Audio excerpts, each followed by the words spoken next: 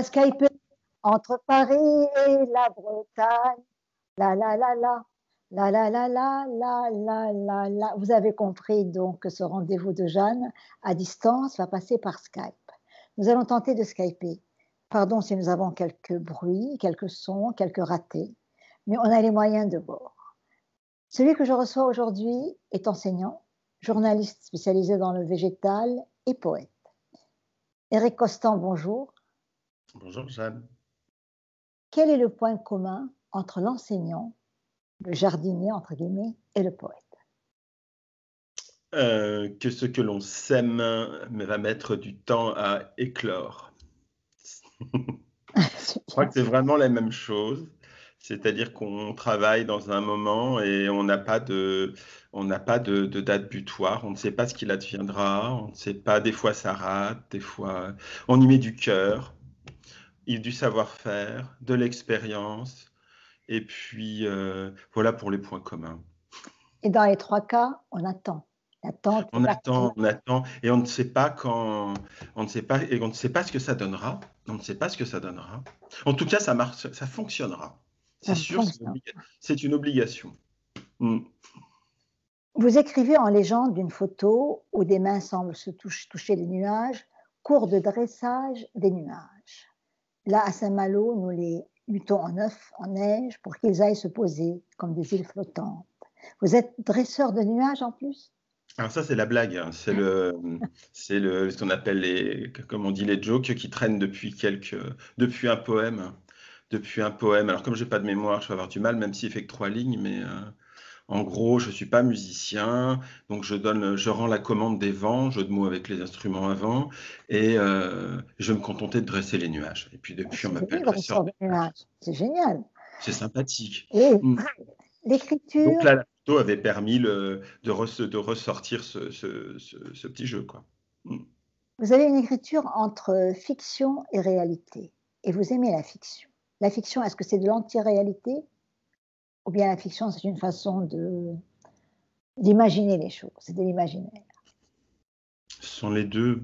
La fiction nous sort du quotidien, au sens réalité quotidien, et elle prolonge la réalité, elle l'emmène, on va dire, une bulle de chewing-gum, quelque chose comme ça, on déforme, on emmène, on essaie de faire On nous emmène loin, ouais, ouais. Je crois que c'est, si vraiment là, l'image qui me vient comme ça, la réminiscence qui monte, c'est en CM2, un livre qu'on s'est tous repassé de science-fiction, qui était absolument incroyable au niveau voyage, ouais. Et c'est ça, la fiction, c'est le voyage. Après, elle peut être sous toute forme, cinéma, livre, bande dessinée, dessin, voilà. Mais la fiction, c'est ce que je mets c'est ce que je recherche le plus dans tout ce qui est littérature. Vous avez un rapport avec le temps qui passe, etc., assez, non pas spécial, mais très joli.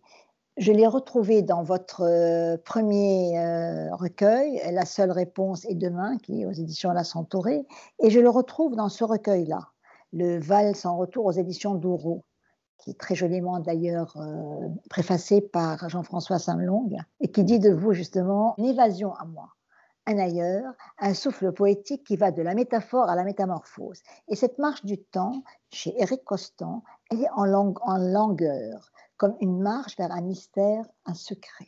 Le temps, qu'est-ce que le temps pour Éric Costan?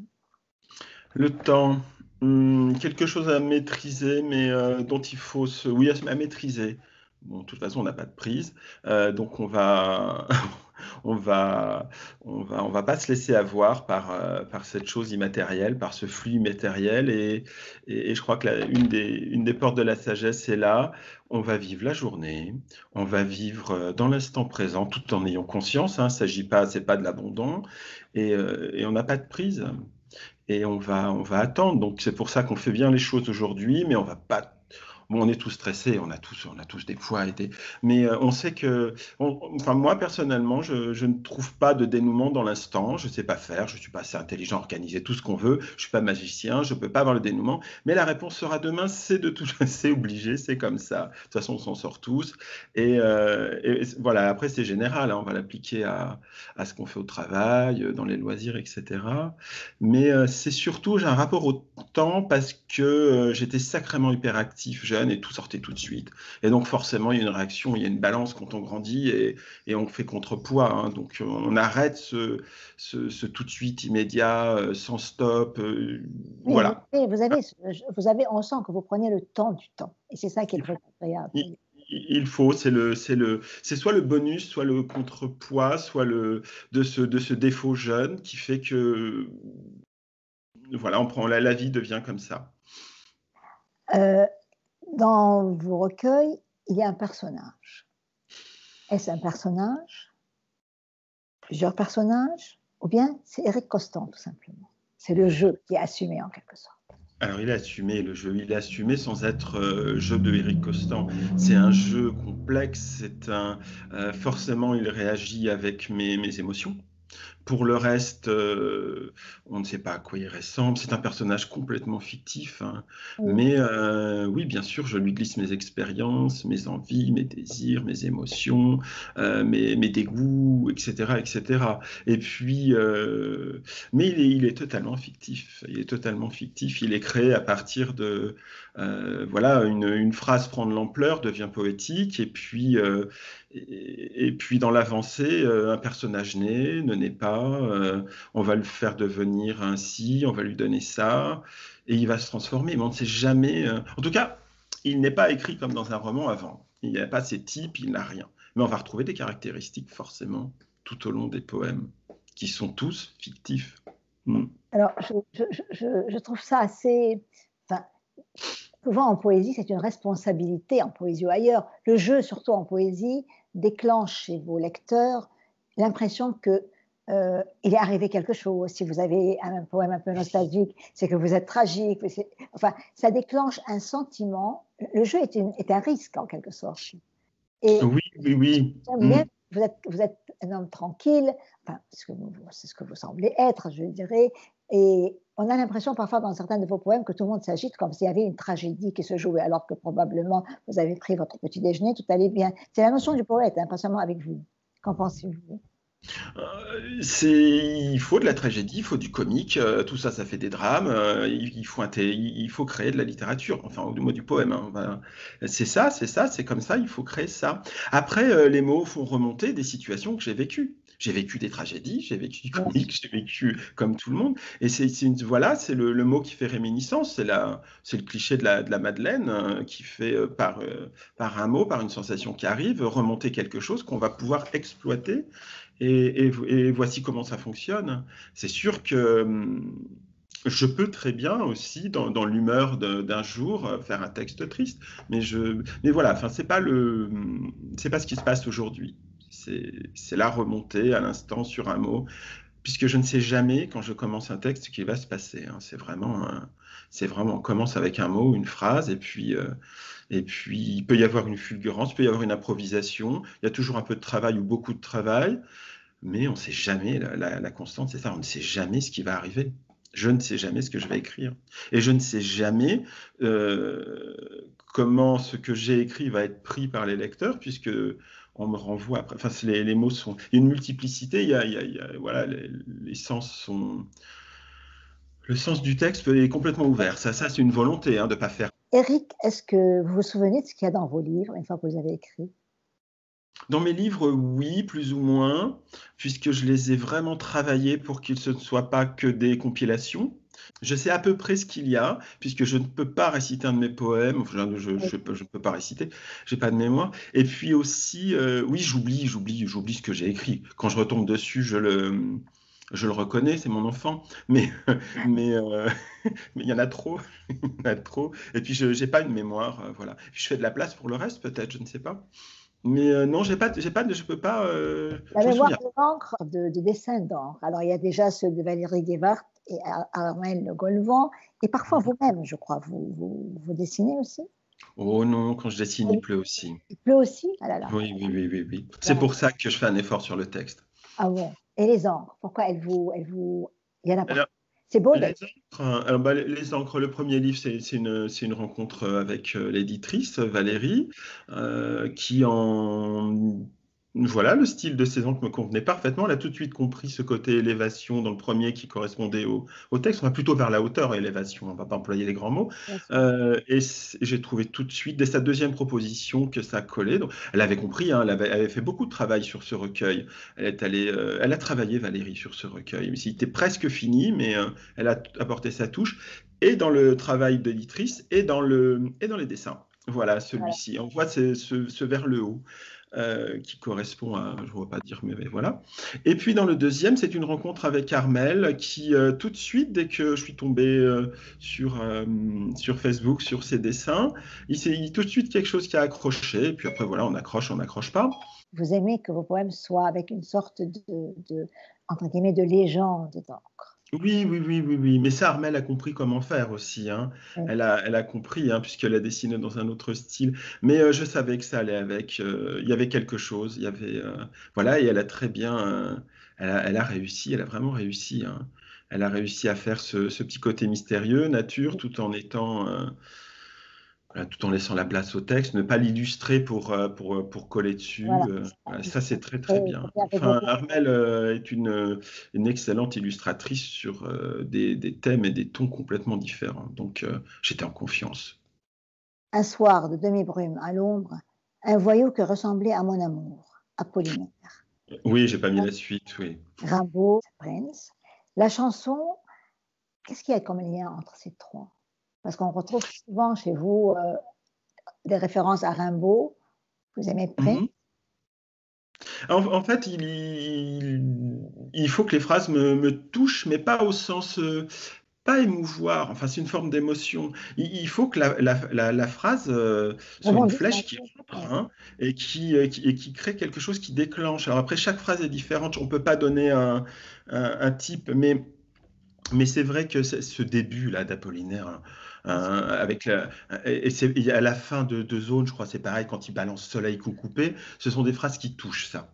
Et puis on va retrouver, parce qu'on sait pourquoi on peut s'identifier, le demi-lune, un voyou qui semblait à mon amour, voilà, Soleil coup coupé, d'un seul coup, ces phrases remontent, et elles sont vraiment magiques, elles sont vraiment, et là c'est la force, on ne peut pas les oublier en tout cas, et elles remontent toutes seules. C'est ce que j'aime beaucoup. Bon, Prince, c'était Prince, c'est vrai que je le cite souvent. C'est la force qui va mettre, mais ça, c'est plutôt les Anglais, les Américains, à réussir avec des phrases très, très simples, à créer de l'émotion. Alors, bien sûr, il est musicien, un accord parfait, et puis on décolle. Mais voilà, ça peut être, pour moi, la poésie est dans la musique, hein. De toute façon, on refait ses musiques plus texte. Et puis de ce dans la force de la phrase aussi, voilà. Mais je n'ai pas de, il n'y a pas de règle, il y a pas Oui. de, il faut que quelque chose arrive et je pioche n'importe où, hein. Il n'y a pas de poésie où ça c'est de la poésie, elle est partout. Vous avez dédicacé ce livre à votre père, Oui, décédé, je crois. ouais, c'est ça. En fait, j'avais commencé ces séries. euh, et quand bon, il a été longtemps malade et quand ça n'allait plus, j'avais commencé quelques textes, le début, hein, et puis voilà, donc il est parti, et puis j'ai fini après le dernier texte de la série. Donc je l'ai dédicacé à mon père. Voilà, après c'est. Mm. Mais c'est vrai que oui, oui, c'est étrange un père qui s'en va, quoi. Oui, bien Mm. sûr, c'est étrange. Quand on est grand, c'est un orphelinat quand même. On est orphelin quand même, voilà. Oui. Vous avez un mot, j'ai retrouvé chez vous un poème qui est très beau, qui est parfois, et pour finir, parfois. Je ne vais pas dire tout le poème, mais parfois. C'est quelque chose de très vaste parfois. C'est en même temps très doux parfois. Et c'est comme une nostalgie un soir d'été. Qu'est-ce que parfois pour Eric Costa? Ces petits moments qui étaient parfaits, qui auraient pu être parfaits, ou qu'on attend, ou c'est très large aussi. En tout cas, c'est un mot qui est vague. Et j'aime bien le flou et le vague. Je ne suis pas quelqu'un qui réussit les choses précisément ou voilà, hein, qui peut exécuter parfaitement les choses. Et j'aime bien le travail fait dans, comment dire, qui laisse un flou, qui laisse un vague. Voilà, ce type de travail-là. Parce que je ne suis pas capable de faire le reste, hein. Vous ne savez pas faire ça, mais vous êtes formidable, Eric. Oui, non, mais c'est une analyse aussi, c'est-à-dire qu'on va trouver la beauté dans le flou, mais le flou et le vague, parfois, laissent de la place à une multiplicité d'interprétations, et c'est ce qui m'intéresse. C'est pas fermé, parfois ne ferme pas, parfois ne dit pas c'est là, c'est comme ça, c'est précis, c'est pas une partition à exécuter. D'ailleurs, il a eu beaucoup de succès. Il a été relu. Il y a eu des commentaires très différents. Justement, c'est parfois rebondi d'une façon très différente chez chacun. Et c'est pour ça que c'est très frappant. C'est très beau d'ailleurs. Vous écrivez aussi, nous avons humanisé la maison à grand renfort de chats et d'amour perdu. Oui. Les chats, il y en a. Ah, les chats. Oui. Alors, ils sont magiques. C'est ce côté incroyable de leur longueur, de leur affection, de quand ils veulent, mais aussi la beauté féline, la grâce, les siestes. Ils sortent, ils rentrent. C'est la vie. Je trouve que les chats, c'est la vie. Et ils humanisent quelque part. Là. Alors pourquoi ils humanisent? Alors ça, c'est parce que j'habite une vieille maison qui était terriblement désagréable à habiter au début. Bon, après ça, c'est la construction d'un poème. Hein. C'est pas des. Et puis il y a ce côté, vous savez, un peu où on dit les chats enlèvent les esprits. Donc, je n'y crois pas plus que ça, mais c'est comme ça que voilà que se fait un texte. Nous avons humanisé la maison, c'est-à-dire que nous avons nous pouvons enfin vivre comme des humains. Nous avons chassé les anciens occupants. Oui. Et nous sommes venus nous installer avec nos chats et nos amours retrouvés, c'est un peu ça. Oui, voilà. Et puis après, bon, après on multiplie, on multiplie. Après, il faut aussi trouver les phrases qui vont avec. Donc ça se complète, hein, d'amour perdu, voilà. On crée des univers comme Bien ça. sûr. Mais voilà comment on est un poème. Et puis après, on interprète comme on veut. C'est beau aussi de le créer comme ça. C'est pas évident. Mais je trouve que c'est très très joli. Nous avons humanisé la maison à grand renfort de chats et d'amour perdu. Voilà, après, qu'est-ce qu'une maison, hein? C'est toujours pareil, hein, c'est le flou, le vague, qu'est-ce qu'on appelle la maison, voilà. Une de vos photos montre une femme de dos et son chien. Elle semble partir, mais ce n'est pas un départ, au contraire, c'est une promenade, un apaisement. Et cette femme, nous la retrouvons dans le même paysage, en automne et au printemps. Éric Costan et la photo, parce que vous faites de très belles photos. Qu'est-ce que la photo pour Éric Costan? C'est une écriture aussi? Non, c'est saisir l'instant. Une chose, ça peut être aussi saisir une jolie chose et essayer de la capter, de la garder. C'est vraiment sans prétention la photo. Hein. Je me dirais pas photographe. Je respecte pas de règles. La seule chose que j'essaye, c'est de ne pas mettre de filtre pour essayer vraiment de capter au maximum. J'essaye de ne mettre pas le noir et blanc non plus. C'est vraiment sans prétention, j'ai vu ça, je vous le rapporte. Mais ça peut être aussi un support de... Oui, peut-être que tout ne se met pas avec des mots, puis des fois, c'est du travail, l'écriture, c'est peut-être plus simple de prendre une photo, mais rapidement, encore une fois. Hein. Les photos sont très belles, et puis vous avez toujours... Les photos semblent avoir une forme de thème, il y a quelque chose de construit dans la photo, ce n'est pas un copier-coller de la nature, il y a toujours quelque chose, ce petit détail chez vous, qui change la donne de la photo. C'est-à-dire que ce n'est pas un copier-coller. Vous avez des phrases images. Nous allons tenter donc de faire un top chrono avec vos phrases. Et je vais vous donner une phrase de vous et vous allez me répondre par un mot ou deux. Voilà, on y va? Oui. L'horizon se déplace. Ta chorégraphie préférée. Comment le voyez-vous qu'il se déplace? Comment je vois qu'il se déplace? Parce que je n'arrive pas à aller vers lui, parce que l'horizon, c'est tout ce qu'on n'arrive pas à attraper. Et dès qu'on avance, il bouge. C'est tout simple, en fait. Hein, c'est ça. Mais c'est tellement, voilà, la chorégraphie, c'est parce que c'est une danse perpétuelle. Et on a essayé d'attraper ce qui n'est pas à notre portée. C'est ce qui est intéressant. Sinon, on reste assis. Vous êtes un homme immobile pour voir tout ça? Plutôt. Je suis pas j'aime bien aller en voyage, je suis pas un grand voyageur. J'aime bien regarder ce qui est autour de moi. C'est le côté un peu jardinier aussi. On apprend à aimer ce qui est là. Je suis pas un sédentaire ni un casanier, mais je suis plutôt un homme immobile, oui. J'ai pas fait le tour du monde. On va continuer notre top chrono. Le secret m'approche. Le secret m'approche. Je voudrais bien que le secret m'approche. C'est ça, en fait. Je voudrais bien. J'essaye d'aller vers le secret. C'est toujours cet horizon, le secret, hein. Ce qui est derrière, l'invisible, les lignes, les frontières, les lisières. Et puis aller le. Et c'est. Voilà. Et il approche, mais comment l'ouvrir?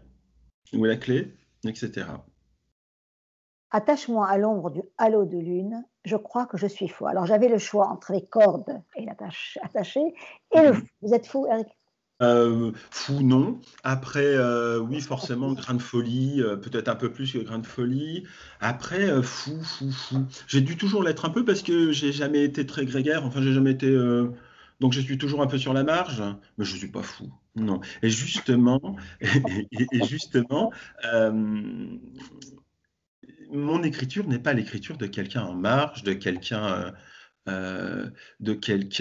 voilà, qui serait perdu, qui serait damné, enfin, etc.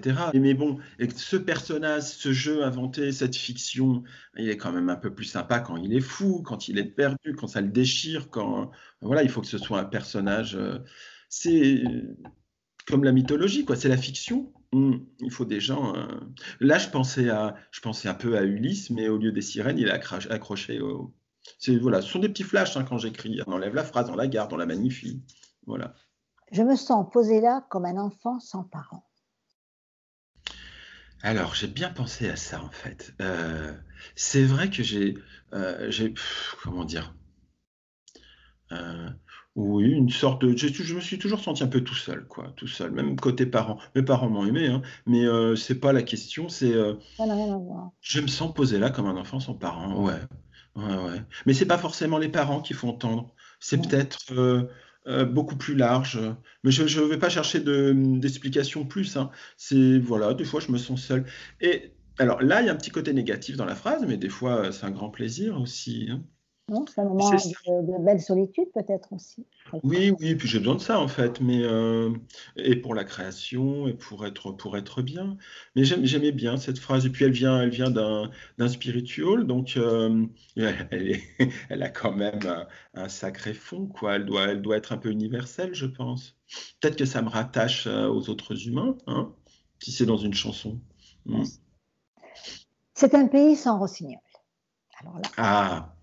c'est Alors pas ça, rossignol. voilà. Alors ça, voilà comment, par exemple, comment peut naître une poésie. En Bretagne, là, nous n'avons pas de rossignol. Il s'arrête à peu près, hein, bien sûr. On verra avec le réchauffement, si la chaleur fait remonter le rossignol. Mais il s'arrête à peu près à Rennes et on n'en a pas. Moi, j'en ai pas à Verdinan, hein. Voilà. Et puis dans la création de ce texte, il fallait une sorte de nostalgie, de mélancolie, enfin de la tristesse. Et puis un pays sans rossignol, c'est un pays sans amour, quoi. Donc là, c'est la métaphore Bien sûr. qui explose tout de suite. Et j'aime bien que j'aime pas qu'il y ait trop de mystère dans l'écriture. J'aime bien que la lecture soit pas fluide, mais enfin qu'elle soit évidente. Elle peut ouvrir sur plusieurs choses. Mais si le lecteur se casse la tête, là, la métaphore, elle est sympa parce qu'elle parle tout de suite. Oui, Et elle, elle est, elle nous attire tout de suite aussi. Pays oui, sans elle explose rossignol. comme une bulle. Voilà, c'est ça. Donc, ouais, oui. Et j'arrive à votre dernier recueil, Le Val sans retour. Pourquoi ce titre? Alors, j'ai scindé le recueil en deux. Il était beaucoup trop gros. J'ai mis dans ce recueil une dizaine de séries qui sont toutes un peu graves, on va dire. Et donc, il fallait un titre. J'avais un autre titre pour le manuscrit en entier. C'était tout ce qui touche la montagne finira bleu, quelque chose comme ça. Et ça n'allait plus du tout. Alors, j'ai cherché. Et puis, il y avait il y avait un poème au milieu du livre, dans une série. euh, que j'avais appelé quand il était tout seul le Val son retour. C'était représentatif ce texte. Et puis après le Val son retour, je suis remonté enfin c'était quand j'ai créé et je me suis souvenu le Val son retour, cet endroit où Morgane emprisonne les chevaliers hors du temps, des lieux. Et ce lieu, il a quelques dizaines kilomètres et de minutes de chez moi. C'est dans la forêt de Paimpont, c'est Brocéliande. Et puis après, bah voilà, c'est un terme. Donc il y a énormément de sens et de profondeur dans ce titre, et il est relié à un titre que j'avais déjà. Donc il multiplie. Et puis cet endroit hors du temps, hors des lieux, voilà, cette mythologie, cette mystique, cette fiction, cette magie, représente à peu près les textes qu'il y a dans ce recueil quand même. Je poserai la même question, toujours dans ces textes, et vous me donnez la réponse. Lorsque la seule réponse est demain, ce titre, pourquoi? Ah, ce titre est pareil, dans un poème. Et il voulait vraiment dire, bon, on arrête tout, ça sert à rien. Dans la philosophie orientale, on retrouve souvent ça, hein, l'équivalent du lâcher prise, et on sait que de toute façon la sagesse, c'est d'attendre. C'était dedans. Et c'est Valérie Guévard qui m'a trouvé le titre, qui m'a dit, mais cette phrase, elle est magnifique. Elle va, voilà, c'est quand je dis un travail d'éditrice, par exemple, hein. Il y avait ça, il y avait des mots un peu trop forts qui étaient redondants, des choses comme ça. Et elle a trouvé le titre. J'ai cogité, je me suis dit, oh là là, il est fort, et puis finalement, il est parfait ce titre. Ouais. Donc ces titres, ils sont finalement issus, ce sont des vers en fait. Ce sont des vers. Pas le Val sans retour, c'est le titre d'un texte. On a l'impression d'un chemin entre les deux. Vous voyez, par Oui, exemple, je il y vous a des pose une évolutions. question. Oui. Alors, il y a Maintenant, déjà une évolution dans l'écriture, hein. Moi, j'ai repris l'écriture il y a, je ne sais plus, maintenant ça tourne, 7-8 ans peut-être, quelque chose comme ça. J'ai écrit tout doucement au début, comme je ne pouvais plus aller dans ma grande passion au milieu des rivières. Il y avait du temps, quoi. Je les ai écrites. Je les ai écrites, c'était sympa. Et puis petit à petit, cette écriture a avancé vers une autre écriture poétique. Certaines questions à ce moment-là se posaient, certaines philosophies dans ces textes. Et après, petit à petit, année par année, on parlait d'autre chose. Je dirais pas ne pas radoter, mais on a besoin de parler d'autre chose. On a besoin de chercher d'autres choses par l'écriture. Alors, est-ce que c'est autre chose qui amène l'écriture ou l'écriture qui nous emmène vers ailleurs? Je ne sais pas. Mais comme des paliers. La montagne est haute, mais petit à petit, on la gravit et on arrive à d'autres altitudes, quoi. Et voilà, donc dans le Val sans retour, c'est vrai que je me posais des questions sur ce qui m'entourait plus que la vie de quelqu'un qui a eu 40 ans, quoi, ou des questions, des interrogations. Là, j'étais parti dans autre chose, dans le crépuscule, voilà, les mystères. page 91, il y a un très Ah beau oui. poème sur le Val, justement, comme on parle du Val. Mm.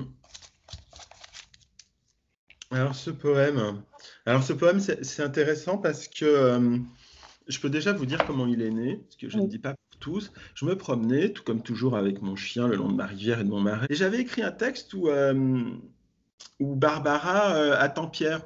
Elle attend que Pierre revienne. Donc j'avais repris, j'aimerais être le Pierre de la Oui. chanson, on m'attend, enfin voilà quoi. Et puis là, avec cet air, je me dis, mais tiens, mais c'est Pierre, c'est un autre Pierre. Et c'est comme ça que j'ai cherché les paroles. Donc en fait, bah, je vais le lire si vous voulez. Oui. Nous passons le Val dans la beauté, matin d'ombre et palais de rosée. Tu prends les fils d'ange, les prismes, les cieux dans ton sillage. Moi, c'est l'aubépine, arbre où l'on pendouille, qui grièche mon cœur. C'est très beau. Et grièche, c'est un mot qui est très joli. Oui, alors bah, il a été créé comme ça sur la falaise, hein. Mais avec cette image de la pie grièche là qui accroche. Mm. Toujours en exergue de votre livre, au début du Val sans retour, on lit l'urgence est de serrer les rêves des poings. Et c'est de Joël Pétillot. À quoi peut rêver Eric Coston? À quoi je peux rêver? Euh, alors c'est ouvert. Je travaille vraiment, là un peu moins, mais j'étais vraiment en train d'essayer de rêver, le rêve éveillé. Vous savez, ces moments entre avant de s'endormir, où on a les cerveaux, j'ai oublié le terme, mais où on arrive à maîtriser un peu le rêve, à devenir musicien quand on l'est pas, où tout est possible, où des phrases arrivent. Voilà, j'ai vraiment travaillé à rêver de toutes les façons et de tout ce qui est possible et tout accueillir pendant très longtemps. Puis après, je me suis dit, bon, On va passer à une autre façon d'écrire. C'est un peu ça aussi. On va passer à une autre façon d'écrire pour écrire différemment. Et j'ai un peu refermé cette porte des rêves. Alors, à quoi je peux rêver? Euh, Est-ce que vous rêvez quand vous travaillez le paysage? Oui, toujours, hein. De toute façon, je fais partie de cette catégorie de gens qu'on appelle des rêveurs plus que des gens concentrés, hein. Voilà, je suis pas un proactif, je suis plutôt, je suis toujours perdu dans mes songes plus ou moins. Mais à quoi je peux rêver? Donc, d'une façon plus métaphorique, là, je rêve à recommencer à écrire différemment. Toujours de la poésie, mais à trouver une autre façon d'écrire. Donc, je me suis dit, j'arrête d'écrire, j'arrête.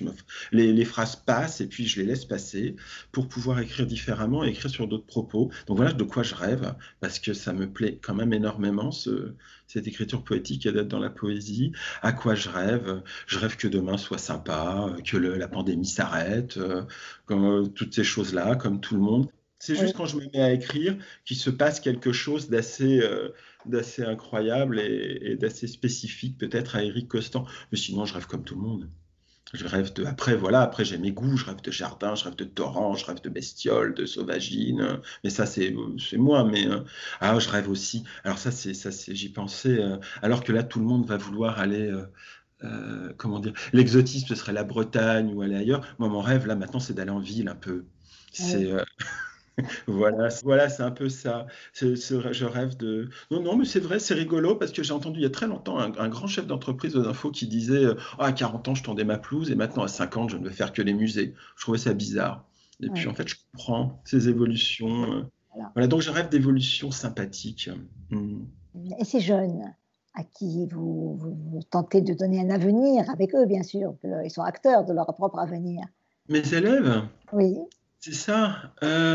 Oui, alors là, je les respecte, bien sûr, bien sûr. Ils font ce qu'ils ont envie de faire, hein. Donc moi, j'ai des élèves qui ont été, chahutés par la vie un peu. oui, chahutés par la vie, mais bon, pour une raison ou pour une autre, n'ont pas été. Le collège les a pas aidés, on va dire ça Oui, comme ça. Comme oui, ça va les déresponsabiliser. Mais et du coup, il faut les raccrocher moi, je suis prof de lettres, hein, donc il faut les raccrocher bien aux sûr. belles choses, aux mots, à se servir du langage, sans prétention, tout ça, mais leur ouvrir une voie et leur montrer que la littérature, c'est beau, ça portait tout le monde, qu'il y en a dans leur musique à eux, de la poésie, qu'un Oui, film, que des séries, ce sont les mêmes processus d'identification que dans les livres. Voilà, moi, c'est mes élèves. Alors, bien sûr, on oublie le subjonctif, on oublie tout ça, mais ce sont des gens intéressants, ce sont des gens qui ont besoin de. Ce sont des enfants encore, hein. Ils ne sont pas finis, leur cerveau n'est pas fini. Mm. D'ailleurs, finit-il le cerveau? Mm. non, je ne crois pas. Soudain, tout s'inverse. Torpeur d'un cercle, je n'entends plus la musique, juste le mouvement. C'est de vous. Et vous auriez aimé jouer d'un instrument de musique. D'ailleurs, vous dites, vous parlez souvent de musique. Pourquoi? Mhm. En Pourquoi? fait, j'ai joué 10 ans d'un instrument, mais c'est pas de la musique qui sort, enfin si, mais mais ça n'a pas de charme, ça n'a pas, voilà, C'est vous qui le dites. non, non, mais sérieusement, hein, j'ai pris l'option bac en musique, ils m'ont pas mis la moyenne, hein. Et mais je sais me servir de l'instrument, mais c'est pas terrible, quoi. Et donc C'est j'ai une grande frustration de là. c'est quoi cet instrument? Un saxophone. Je suis très, Ah! j'adore ce son. La trompette, j'ai trouvé ça un peu. Je me suis dit, j'y arriverai jamais.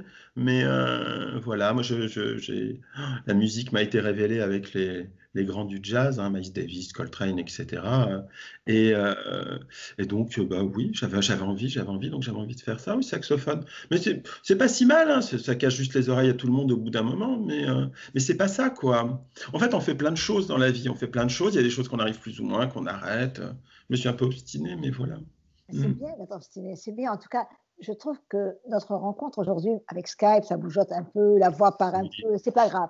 C'est à l'image de ces temps. Mais en même temps, nous découvrons un homme drôle, plein d'humour, plein de rêves, plein de mystères aussi, parce que vous avez vos mystères, vous avez votre forme de solitude, et c'est très touchant. Et je voulais aussi vous dire que peut-être qu'aujourd'hui, par Skype, nous avons découvert Claire de Éric Costan, Mhm. et je prends une partie d'une de vos phrases dans un poème, annoté au carnet des empreintes, Donc, on va noter au carnet des empreintes ce clair d'homme qu'on a pris par Skype. Éric Hossan, j'aime beaucoup votre écriture, comme une promenade, avec des Merci. arrêts sur image. Vous êtes un homme qui voulait toujours dire combien vous êtes, la vie est simple, combien vous êtes simple, bien que la vie ne soit pas simple. Mais en même temps, vous êtes quelqu'un, vraiment, il faut lire ces deux recueils, mais pas seulement les recueils. Vous parlez beaucoup de votre écriture, mais l'écriture, c'est l'homme. Et c'est très intéressant de voir cet homme que vous êtes. Et à mon tour de lire ce magnifique poème qui clôture au contraire, qui ouvre à nouveau le val sans retour. Je suis trempée, tout sera lavé, le bien et le mal, la tendresse aussi. Ce que la goutte ruisselle à la rivière est pardonné, pas emporté. Vous vous disiez tout à l'heure que vous vous souvenez de beaucoup de choses, vous n'avez pas la mémoire de l'encre. Vous avez la mémoire de l'eau, je crois. Oui, ça, j'ai la mémoire de l'eau. Mmh. J'ai dû être poisson toute ma jeunesse et c'est vrai, hein, j'ai toujours eu, quand j'habitais avec mes parents, donc enfant, j'ai toujours eu un ruisseau, une rivière au fond du jardin, toujours eu des mares, il y a toujours eu des marais. Là, j'habite encore au-dessus d'un marais, c'est un hasard, mais comme ça et j'étais, enfin, je nageais très bien, quoi. Je faisais de la compétition, j'étais sauveteur, maître nageur, qu'est-ce que j'ai fait? J'étais champion en kayak et puis, bah, c'est passé parce que cette idée que, je sais pas, on a besoin de plusieurs vies dans une vie, j'en sais rien. C'est passé, mais ça reste la mémoire. C'est ça, Jeanne, c'est la mémoire de l'eau, oui. Ce rendez-vous de Jeanne était un peu particulier, il est intense, il se termine et on a skypé Éric Hossan. Merci Oui, beaucoup. Et nous allons tenter, comme vous, de toucher les nuages pour les éparpiller au vent, ce vent qui vous est familier. Il nous rapporte encore quelques mots de vous pour la fin. Tout passe dans le vent. Les mots, les papillons. Que c'est beau. Tout passe dans le vent. Les mots, les papillons. Éric Costa, un grand merci. c'est moi, Jeanne. Vraiment. Vraiment, Merci de c'est cet moi. exercice qui n'était pas facile, à distance. J'espère que ceux qui nous écouteront et nous verront nous pardonneront parce que, bon, de temps en temps, on a des coupés. On va essayer de remédier à tout ça. Mais je voulais vous dire vraiment que j'ai pris beaucoup de plaisir, à la fois à vous lire, parce que vraiment, c'est pas seulement dans les recueils. Je vous ai lu sur votre page, dans les réseaux sociaux, sur les réseaux sociaux. J'ai lu aussi vos commentaires, parce que vous répondez aux personnes, vous êtes proche des autres, et c'est très beau. Et en même temps, vous continuez cette vie au gré des photos, au gré de cette marche, parce que vous êtes un homme qui marche. Et vous avez dans votre marche exactement ce grain qu'on sème. Voilà. Un grand merci pour tout. C'est Merci vraiment, c'est beaucoup. moi. Mmh. Vraiment. Merci, Merci Jeanne, merci beaucoup. beaucoup.